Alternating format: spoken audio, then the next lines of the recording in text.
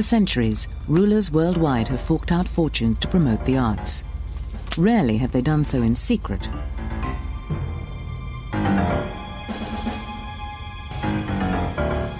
This program tells a bizarre story. How, during the Cold War, an arm of the US government provided covert funding for a huge variety of cultural activity.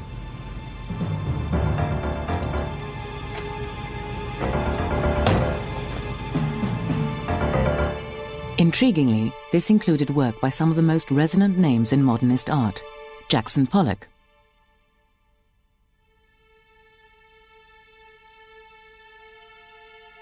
Willem de Kooning, Mark Rothko. Even today, much of the arts establishment refuses to address the issue of this covert patronage, or even acknowledge the existence of these hidden hands. For the patron was the Central Intelligence Agency.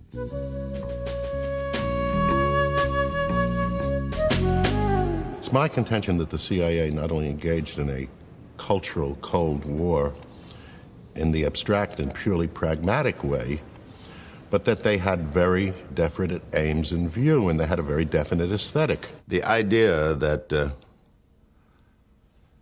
world would succumb to a kind of fascist or Stalinist concept of art and literature and music,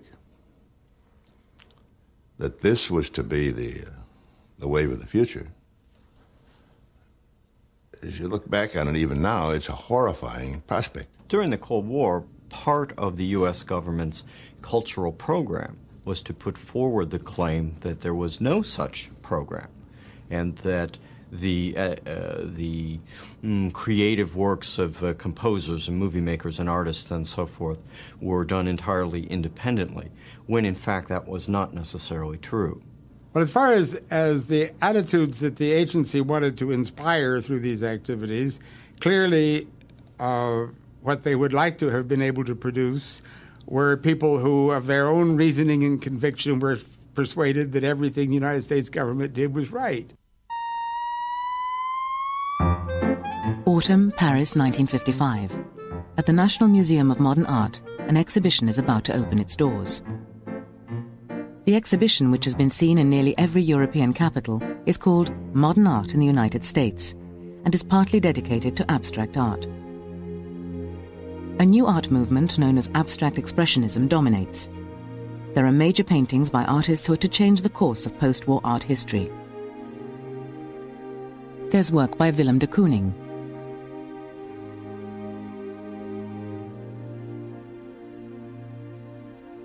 by Arshil Gorky,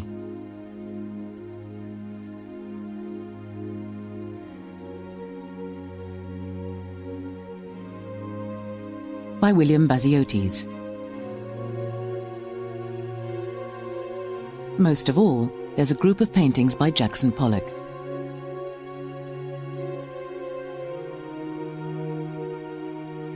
This sole surviving film reveals Pollock's splurgy, random technique as a shocking departure from recognized forms of painting. Nicknamed Jack the Dripper, he and the other abstract expressionists are unconventional, even oddballs. Several have been communists or communist sympathizers. Pollock had been actively involved in communist artists' workshops, both in the States and in Mexico. In this rare photograph, he's helping to assemble a float for a May Day celebration, portraying the destruction of Wall Street by an angry working class. Willem de Kooning and Arshil Gorky also collaborated, and along with Pollock, they were prominent in the 1955 Paris exhibition. The show got a mixed reception. One critic said, "There is nothing complicated about these works, though volumes have been written on them, and they fetch very high prices. They are complete nonsense." Now and later, many prominent art critics derided abstract expressionism. I'll tell you this, that in the Sunday Times, John Russell wrote about Pollock, "We have it on the authority of the catalogue that this artist actually slapped the canvas with paint-covered hands. I do not think in this case it was the canvas that deserved the slap." But the show, with its so-called commie sympathizer artists, has a secret patron, working covertly at several removes from the show's organizers and frontmen. It's the CIA. There is a perverse way of looking at this question, which is to say the CIA took art very seriously. The great things about politicians when they get involved in art is it means something to them, whether it's the fascists or it's the Soviets or the American CIA. So there may be a really perverse argument that says the CIA were the best art critics in America in the 50s because they saw work that actually should have been antipathetic to them, made by old lefties coming out of European surrealism, and they saw the potential power in that kind of art and ran with it. You couldn't say that of many of the art critics of the time. The CIA's involvement with America's avant-garde raises difficult and unavoidable questions. Were the artists themselves compromised by this liaison, even if most of them knew nothing about it? Would abstract expressionism, and indeed the whole shift of cultural supremacy from Paris to New York, have taken place post-war in quite such a dramatic manner without this sponsorship? And what in God's name was the CIA doing in the business of art sponsorship anyway? Weren't they meant to be collecting intelligence and toppling foreign political opponents? There was one overpowering reason for the CIA's involvement: the Cold War. The inclusion of culture and art as weapons in the fight against communism became active policy within months of the end of the military war in Europe and the opening of the Cold War. Historians today argue over the causes of the Cold War and the extent to which Russia or America was to blame. But there's no doubting the widespread fear in the West of the Soviet Union.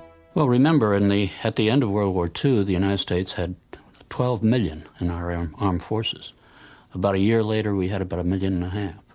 We just sent them all home. Sent them back to college, came home, got jobs, started making televisions and all that. The Red Army stayed almost intact. It stayed at the 5 million level. And obviously they did not demobilize the way we did. So there was a clear sense of danger that they were powerful and they could be powerful. But the perceived threat was not just a military one. There was a growing preoccupation that the Soviets had got the upper hand on the propaganda front. Long live peace. Long live the friendship of the peoples. These slogans inspire the working people of all lands. Particularly worrying for successive American administrations were Soviet attempts to rally world opinion to their many peace initiatives.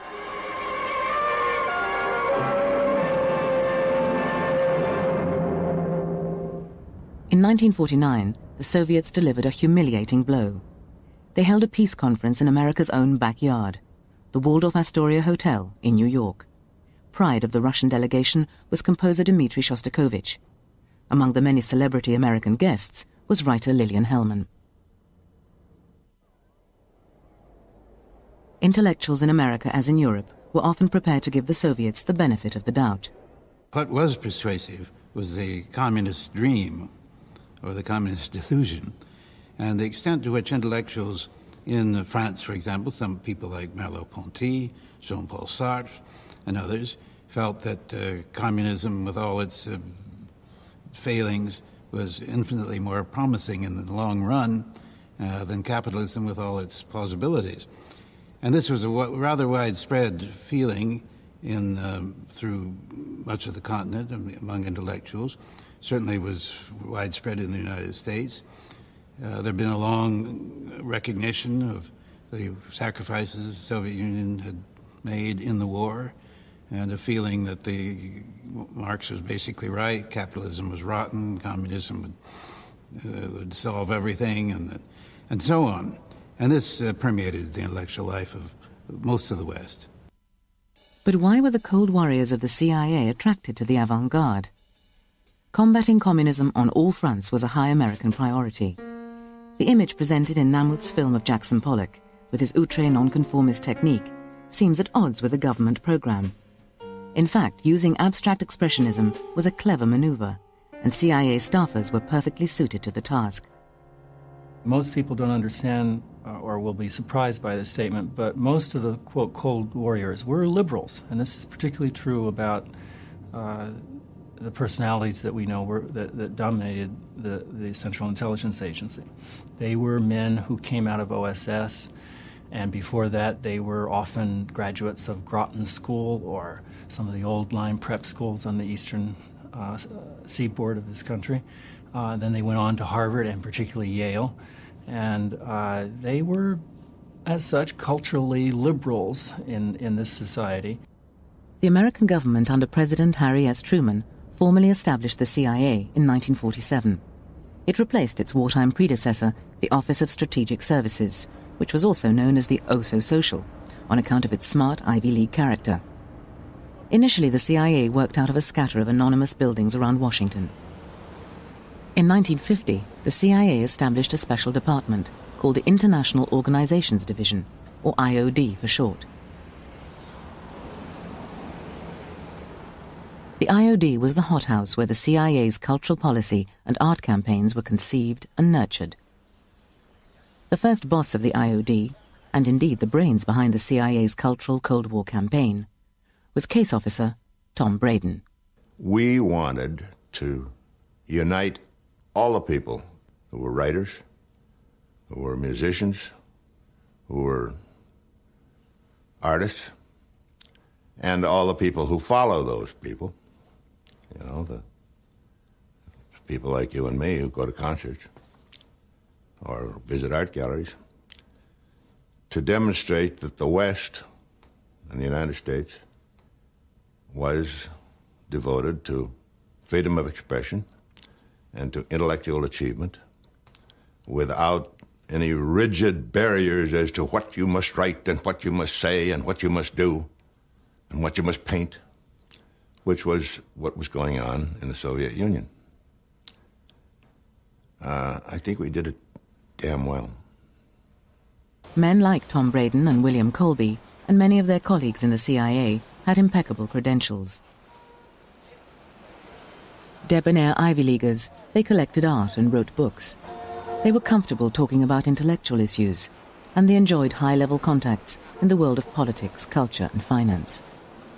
In those days, it's hard, I think, for people, particularly of a younger generation, to understand the degree to which the government and its activities had the confidence of the people. I was almost nobody in this country that I couldn't go to in those days and say, I'm from the CIA, and I'd like to ask you about so-and-so, and at the very least get a respectful reception and a discussion.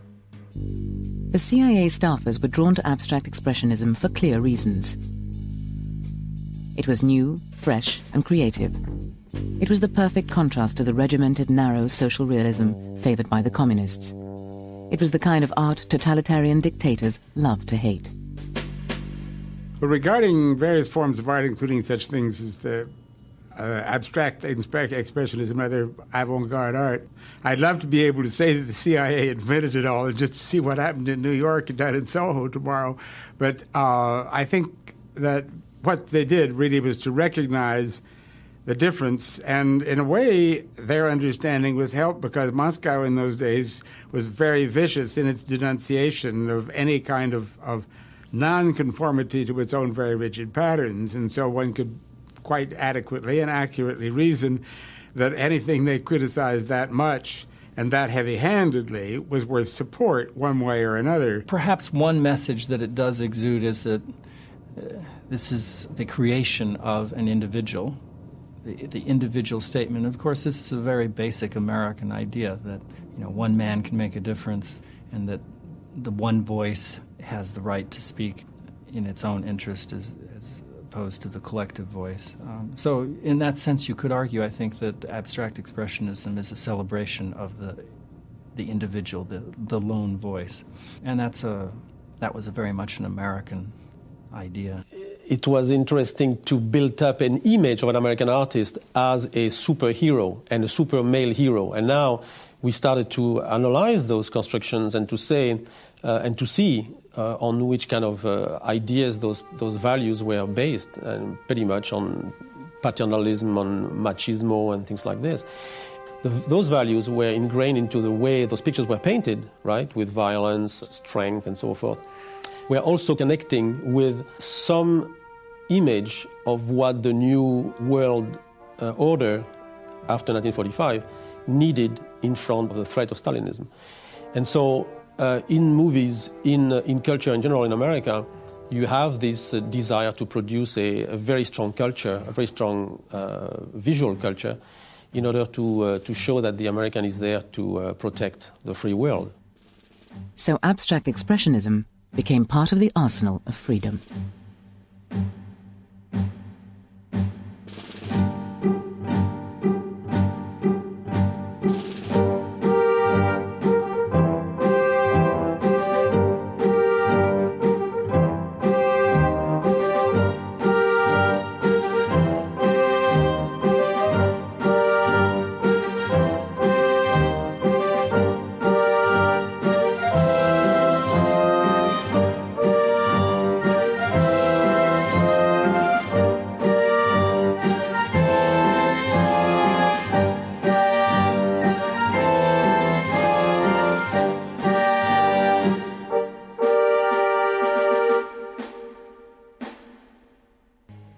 In the struggle with communism, the CIA's cultural commissars planned to mobilize abstract expressionism, the art's equivalent of long-range missiles. They had, however, a major problem. At home, abstract art was seen as subversive of true American values. Among the people who were shocked by it were Philistine but very powerful ranking congressmen, the kind of people who were to make policy in the McCarthy era. The domestic hostility to modern art had peaked in 1947, when an exhibition sponsored by the US State Department became a major political controversy. It was called Advancing American Art, and it was scheduled to travel abroad, first to Latin America, then to Europe. The array of contemporary American talent was impressive. Ben Shahn, Stuart Davis, Georgia O'Keeffe, Adolf Gottlieb. With Motherwell and Baziotes included, this was also one of the first exhibitions to feature the movement which would later be known as abstract expressionism. And the show was organized by the State Department in order to send it to Europe, and that was quite an interesting idea, that the first time where the American government actually understood that at that time it was important to present the country to the rest of the world, in particular to Europe, to show to Europe that we are not the dollar-crazy people that we are portrayed by the Russian propaganda, that we also are creative people. And that was something very important. But at home, the exhibition met a different response. Your money bought these paintings. The leader of the attack on the exhibition was another congressman, George Donderow, a Michigan Republican who believed that modernist art was part of some worldwide conspiracy. In a speech, he said, Cubism aims to destroy by design disorder. Futurism aims to destroy by the machine myth. Dadaism aims to destroy by ridicule. Expressionism aims to destroy by aping the primitive and insane. Abstractionism aims to destroy by the creation of brainstorms. Surrealism aims to destroy by the denial of reason. Congressman Donderow belonged to a small but vocal minority of cultural fundamentalists. No less than President Truman lent his voice to the outrage at the Advancing American Art Show, claiming, "If that's art, then I'm a Hottentot." He said that modern art was merely the vaporings of half-baked lazy people, frustrated ham and egg men. And by comparing the old masters to Jesus Christ and modern art to Lenin, he gave voice to the suspicion that modern art was communist-inspired. The notorious Un-American Activities Committee gave these suspicions further airtime by publicly grilling artists about the meaning of their work. One artist struggled in vain to show the committee that what had been described as a hammer and sickle in one of his paintings was actually the anchor of a boat. In another hearing, one congressman went so far as to claim that ultra-modern artists are unconsciously used as tools of the Kremlin, and that some abstract paintings were actually secret maps of strategic United States fortifications. So it was a lot of silliness went on into this. But I think those cases are interesting because they show the hysteria that went on and the fear of the communists, the fear of the other, the fear of the person that we don't understand. The State Department, reeling with shock, capitulated to the right wing. It cancelled the Advancing American Art Show in mid-tour and announced the public sale of its contents. For those who bid, it was the bargain of the century. Georgia O'Keeffe, Small Hill near Alcade, sold for $30. Adolf Gottlieb, The Couple, sold for $40. Ben Shahn, Hunger, sold for $60. This rampant Philistinism signaled a crushing public defeat for the American avant-garde and its supporters. Coupled with the humiliating spectacle of McCarthy's show trials, it offered the world an image of America as a place where freedom itself was being threatened. Just answer the question, do you know of any subversive? The best answer that I can give. Do you know of any subversive? The CIA, insofar as I can understand their protestations, have always maintained they were an elite organization and with elitist views and with representing an elitist culture. And they believe in elites. They believe in the conspiracy of elites, for that matter. So modern art became a part, and modern culture became a part of the elitist conspiracy. It was not the jackasses in Congress that they were representing. They were representing an avant-garde. You have always to battle your own ignoramuses, or, to put it more politely, people who just don't understand. Take Braque, for example. People looked at some of Braque's paintings and said, well, what is it? It was non-representational, and therefore it shocked some Americans. People have to learn about art, and they have to look at it a long time. And that hadn't been done in America, except, we had paintings of waterfalls, the Hudson River School. So some people, education stopped there, and they were shocked by modern art. The CIA, far from being shocked, saw that modern art was a crucial weapon in the Cold War. But their campaign to support the avant-garde was repeatedly complicated by the atmosphere of commie witch hunting which characterized the period. In a 2-page spread in April 1949, Life magazine personalized the communist menace, attacking some of America's leading writers, authors, actors, and intellectuals. Albert Einstein, Leonard Bernstein, Aaron Copland, Clifford Odets, Dorothy Parker, Langston Hughes, Arthur Miller, Norman Mailer, Charlie Chaplin. Hollywood made the point with more than 40 anti-communist films, their plots for the most part as unconvincing as their publicity posters. Walk East on Beacon was the inspiration of FBI boss Edgar Hoover, whose hostility to the left bordered on paranoia. Communism in reality is not a political party. It is a way of life, an evil and malignant way of life. It reveals a condition akin to disease that spreads like an epidemic. And like an epidemic, a quarantine is necessary to keep it from infecting this nation.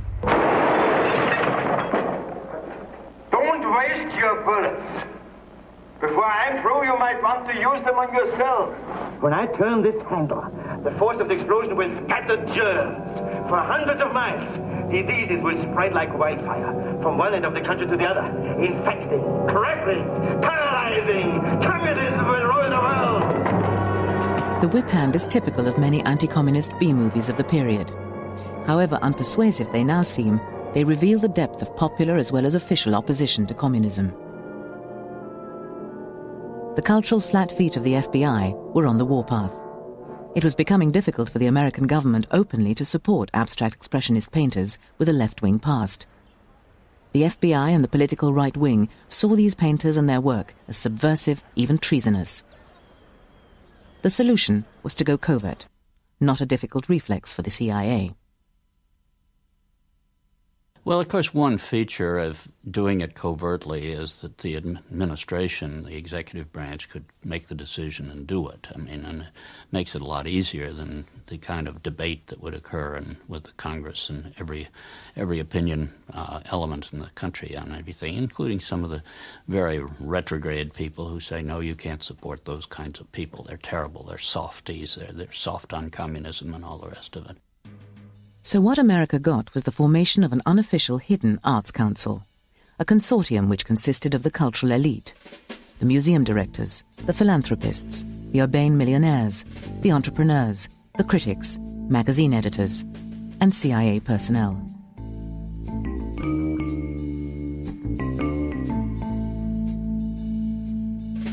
Exclusive clubs and bars were where members of the consortium did business. One of the network's leading lights was John McCloy, a former OSS agent and one of the architects of the CIA. He later had a key position on the Ford Foundation, a hugely rich charitable trust.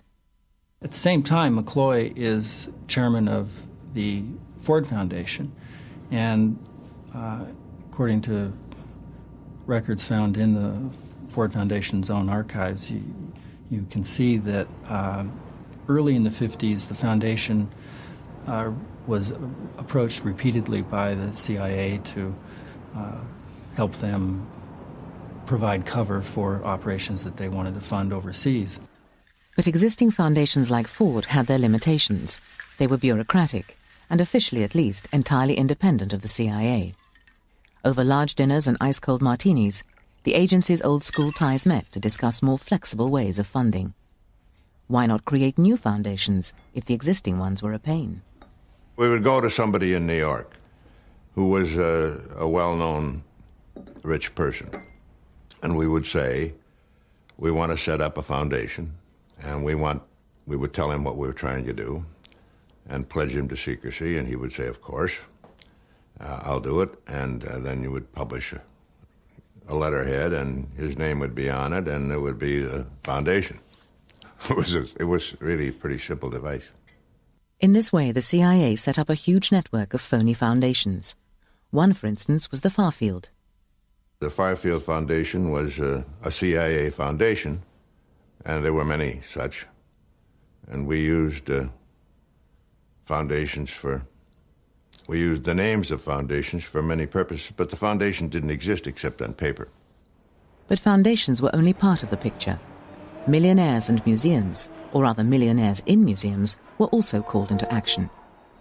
The mighty Museum of Modern Art in New York was a key player. It took up where the State Department left off after the collapsed exhibition of 1947. It stepped into the breach and vigorously set about exporting American avant-garde art to Europe. Well, the reason the United States couldn't have a Ministry of Culture or something comparable was that traditionally art in this country always became a political football. And there were crises after crises. It was that basic situation of exhibition after exhibition being censored, senators creating great problems about contemporary American artists that made the museum realize that government was not the way for arts programs to be administered. The Museum of Modern Art was connected to the CIA and the government by several bridges. One was Nelson Rockefeller, whose mother had co-founded the museum. After becoming president of what he called Mummy's Museum in 1939, Rockefeller continued to dominate through the 40s and 50s. In 1940, he also directed the Office of Coordinator of Inter-American Affairs, a government agency that sponsored overseas art shows for propaganda purposes. The Museum of Modern Art became a contractor for these shows. There was also William Paley, president of CBS and a founding father of the CIA. Paley sat on the members' board of the museum's international program. So did Julius Fleischmann, who was also president of the CIA's Farfield Foundation. And then there was John Hay Whitney, a long-time trustee of the museum, who served as its president and chairman of the board. He had served in the Overseas Security Service, the wartime precursor to the CIA. The Whitney Trust, which he founded, was used as a CIA conduit. Whitney also had his own museum. One thing that is illustrative of this whole process is, say, for example, the Whitney Museum. Now, I'm not suggesting that the Whitney Museum is a CIA front. What I am suggesting is that senior trustees and boards of director members of the Whitney Museum can be shown to have wittingly served as CIA fronts during the Cold War, and that the Whitney Museum had a cultural agenda that it took on the road around the world. Now, Did the CIA sit down and write a memo, say, you go take that on the road? I don't know. I haven't seen such a memo. Did the men who worked hand in glove with the agency also work hand in glove with the apparatus that produced culture during the Cold War? Yes, without a doubt. That's clear on its face. Well, there was a series of articles relating the Museum of Modern Art's international program to cultural propaganda, and even suggestions that it was associated with the CIA. And since I worked there through those years, I can say categorically untrue. So far as I'm concerned, the main emphasis of the international program was about art. It wasn't about politics, and it wasn't about propaganda. Yet in the late 40s, the executive secretary of the Museum of Modern Art was none other than Tom Braden, the man who launched the CIA's cultural offensive.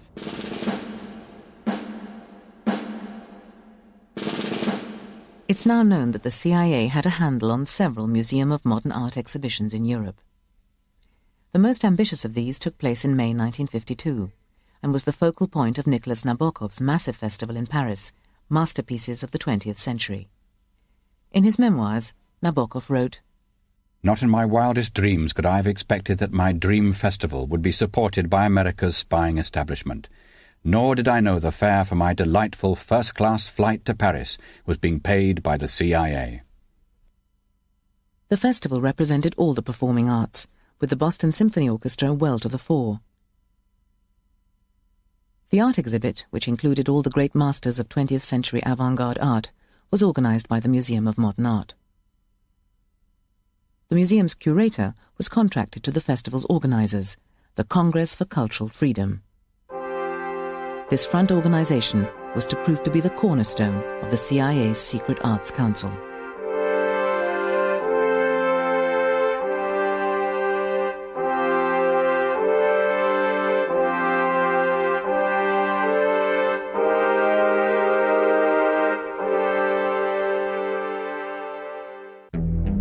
Inspired and created by the CIA, the Congress for Cultural Freedom was launched with lavish fanfare in 1950. For more than a quarter of a century, the Congress was the largest, most elaborate organization of intellectuals in existence. At its height, it had offices in some 35 countries and about 280 employees. It published dozens of magazines and counted among its members a roll call of the West's most notable writers, historians, scientists, and thinkers. The CIA paid the bills and expected a return on its investment. Key personnel in the Congress were either working directly for the CIA or attending regular meetings with the agency. I don't think I should tell you who the agents in the Congress for Cultural Freedom were, because I don't know whether... I mean, I'm sure they're very old men, as I am, but I don't know that they would like that, even now. Now, maybe they would. If they would, I apologize to them. Tom Braden did agree to talk about one former colleague. We had a brilliant man in the Congress for Cultural Freedom, one among several, the sort of executive director of the organization. His name was Michael Josselson. I speak of him with regret because he's dead, and with pride at having known him. He's one of the world's unsung heroes. Josselson was the brains. Nicholas Nabokov, composer and cousin of the novelist Vladimir Nabokov, was the front man. And Melvin Lasky, Cold Warrior par excellence, was a key CIA contact.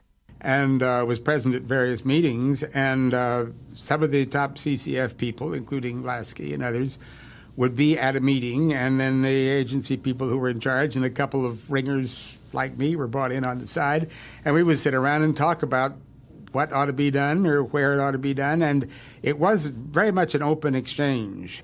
Of course, there were security checks, and people who were presumed to be communist agents and that sort of thing were worked off to the side. We did exercise a degree of control. We had agents in the Congress for Cultural Freedom, paid by us, paid paid agents by us on the U.S. CIA payroll who were in the Congress for Cultural Freedom, and the Congress for Cultural Freedom people didn't know that. The Congress for Cultural Freedom was an expensive operation. To pay for it, the CIA were to use their ever-growing network of foundations. If pressed, they resorted to cruder practices. It's easy to pass money around the world, as you know, to the desired end objective, and it might not be one bulk payment, but various small payments going in the right direction.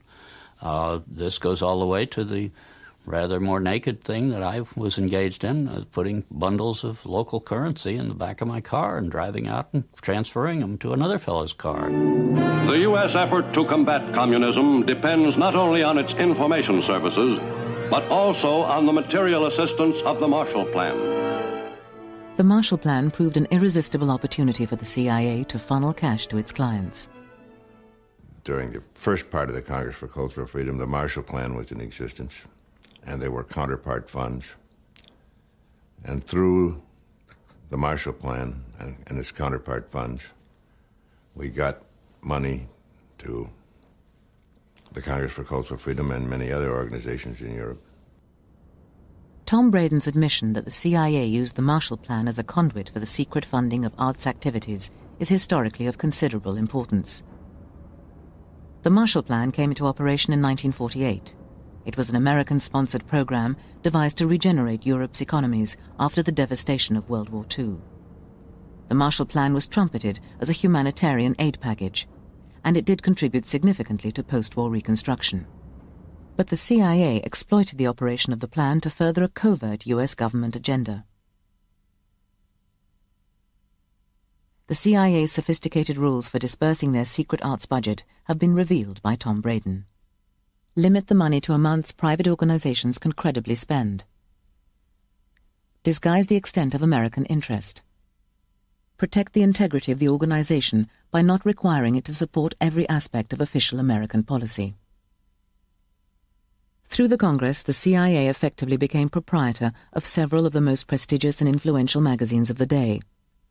Encounter, whose editors included Stephen Spender and Melvin Lasky, is perhaps the best remembered. Other such magazines were Ignazio Sillone's Tempo Presente in Italy, Cuadernos in Spain, Quadrant in Australia, Quest in India, and in France, Preuve magazine. These journals provided a useful base for critics sympathetic to the New York painters. The most prestigious exhibition of abstract expressionism toured Europe in 1958-59. It was called the New American Painting, and all the leading artists were there. The exhibition's secret patrons were determined to show the Europeans that anything they could do, the Americans could do better. The battle for supremacy between Europe, especially Paris, and America, especially New York, was on. It's important to see the subtler ramifications of this so we don't, end up with this sort of crude conspiracy theory. And it's more interesting, too. When I talk to both of the few former spooks that I talked to, and then the intellectuals, Mary McCarthy and her circle, there was one similarity that they all talked about. The real antagonist, it wasn't nothing from the Soviet Union or Moscow. There's never any discussion of the writers' union in Moscow or what writers were saying, or except those that were being exiled or muffled, and of course that was serious. But they're really obsessed with Sartre and de Beauvoir and Le Temps Moderne, and that was the center of that was the other side. Jean-Paul Sartre and Simone de Beauvoir used their literary journal Les Temps Modernes to propagate an independent left-wing anti-American line. They resisted CIA-backed offers of newsprint and cash, though in the late 1940s the whole European press was in dire financial straits. But other publishers and cultural institutions did succumb to American blandishments. We've got to remember that when we're speaking of those years, that Europe was broke. If there was a dime to be had anywhere, it was probably in some criminal organization. There wasn't any money.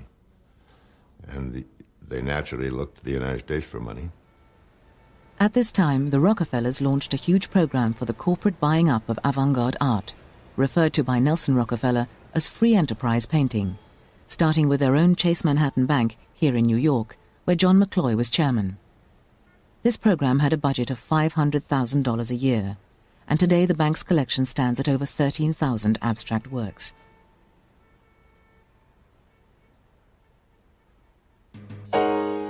With this kind of money, the New York art world was able to oil the machine that would package and export abstract expressionism to the world.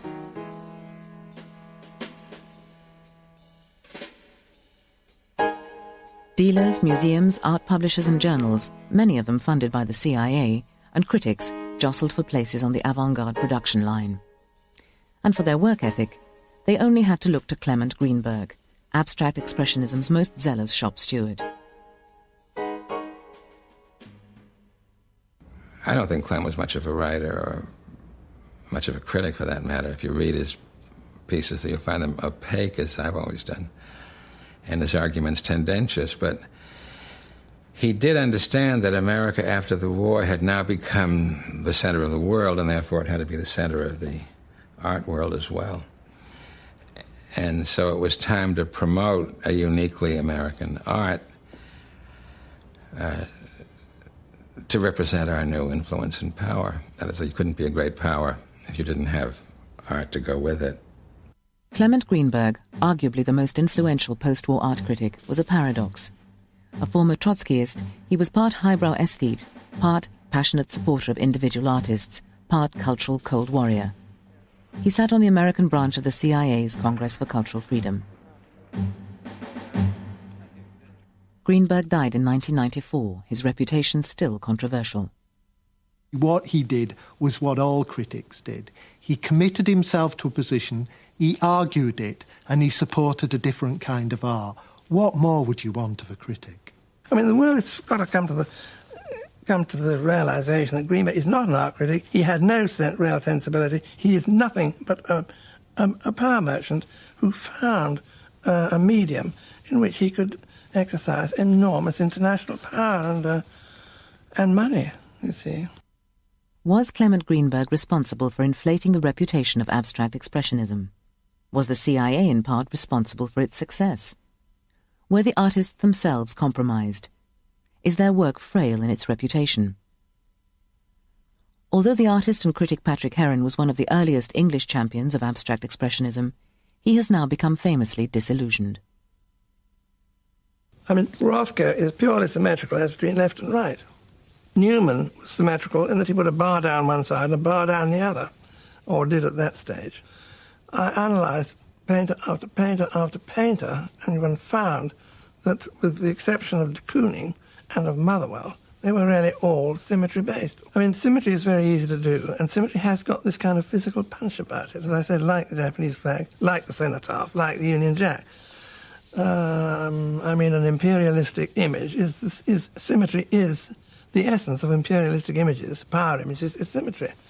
30 years later, or whatever it is, my view of the whole development of American painting, the abstract expression, is fantastically unfavourable. I think it is very, very minor stuff from beginning to end. I mean, who would go halfway around the world if they say they found 3 new Rothkos or 4 new early de Koonings? Nobody. I mean, I'd go to the other side of the world to see 1 new Matisse, 1 new Bonnard, 1 new Braque, or 1 new Picasso. You know, there's a fantastic gap. Well, abstract expressionism was like the emperor's clothes. You parade it down the street and you say that it's great art, and the people along the parade route will agree with you. Who's going to stand up to Clem Greenberg and later to the Rockefellers who were banging for their bank lobbies and say this stuff is terrible?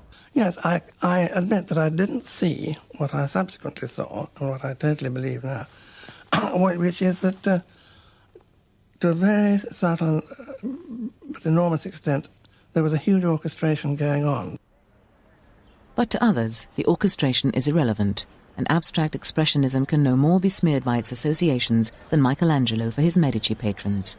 It's important to say that the abstract expressionists weren't involved with the CIA. The CIA were involved with abstract expressionism. One of the reasons why abstract expressionists succeeded wasn't only because the CIA peddled it, is because it was aesthetically more powerful than what else was on offer. So it is true that the CIA were involved. I lament that as much as anybody else laments it. But that doesn't explain why it became important. Otherwise, why did the CIA fail on other occasions? There was something in the art itself that allowed it to triumph. And what of the artists? Would they have resented the political use to which their work was put? It's worth remembering that nearly all the abstract expressionists had been Trotskyists, socialists, or communists in the 30s. The irony is that they'd survived the Depression by producing subsidized social realist art for the government's New Deal works projects. And yet the Cold War found these same artists now producing abstract art that became part of the fight against communism. And again, as in the 30s, they were subsidized by government coin. Mark Rothko became a committed anti-communist at this time. So did Robert Motherwell, and several others besides. But was this a license for the CIA to exploit their work? Ad Reinhardt, an abstract expressionist ignored by the official art world until the 1960s, had a unique take on this dilemma. Unlike the others, he remained resolutely left-wing, drawing illustrations for communist journals and advocating cooperation between America and the Soviet Union. And he delighted in pointing out the inconsistencies in the lives and art of his former revolutionary friends. In a series of lacerating cartoons, he mocked what he saw to be their inflated reputations and their cozy relationship with the establishment. And what of Jackson Pollock, the real driven genius of abstract expressionism, here seen at the very height of his powers? The film, shown countless times, has paradoxically come to symbolize the freewheeling, freedom-enhancing nature of the movement. He, too, like Greenberg and Motherwell, joined the American Committee for Cultural Freedom. But he did so mechanically, sodden with drink, and politically exhausted.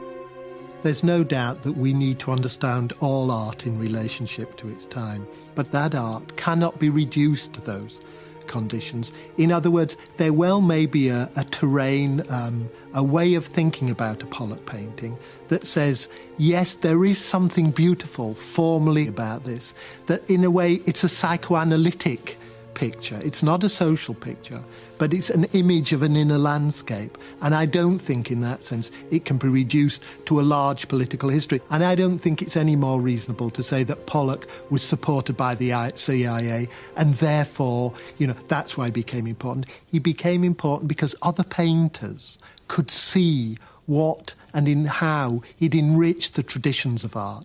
You stand in front of a Pollock and you see somebody thinking very, very hard about what painting might be now. It's very easy to talk about culture. But talk about culture doesn't really have an impact on the public. For example, the CIA paid for the Boston Symphony to go over to Europe and make a tour. And I think that the Boston Symphony, the impact from that tour, people who said, heavens, the Americans, look what they do. The impact was much, much stronger than 4 presidential speeches by Dwight D. Eisenhower about culture and democracy. I don't think that could have happened except in America. And I'm glad the CIA was immoral. If that's immoral, to fund secretly something that is essential for the freedom of the world, if that's immoral, I'm glad.